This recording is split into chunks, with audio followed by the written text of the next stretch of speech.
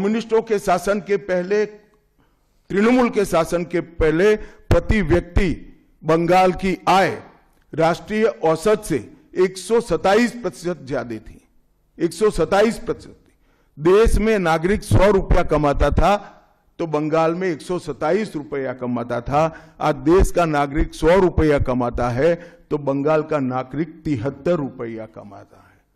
ममता जी, आपको इसको जवाब देना पड़ेगा।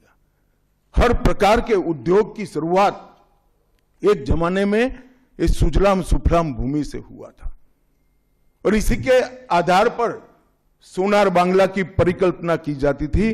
वो बंगाल में आज भ्रष्टाचार, घुसपैठ और टोलबाजी के कारण सारी इंडस्ट्री वापस जा रही है। केंद्र सरकार की योजनाएं लागू करने में उनको अपनी वोट बैंक गंवाने का डर है। पीएम किसान देरी से लागू किया, बंगाल के किसानों का 10,000 करोड़ रुपया चला गया। आयुष्मान भारत आज तक लागू नहीं किया और बहुत आयुष्मान भारत से बहुत एक प्रकार से कमियां वाली स्वास्थ्य साथी की स्कीम लागू की है। मुझे बताइए, कोई बंगाल का नागरिक भारत में कहीं जाता है और बीमार पड़ गया, स्वास्थ्य साथी स्कीम उसको बाहर के अस्पताल में इलाज करवा पाएगी क्या? नहीं करवा पाएगी। क्या गुनाह किया है बंगाल के गरीबों ने? देश भर के गरीबों को 5 लाख तक की पूरे स्वास्थ्य की गारंटी मिल रही है।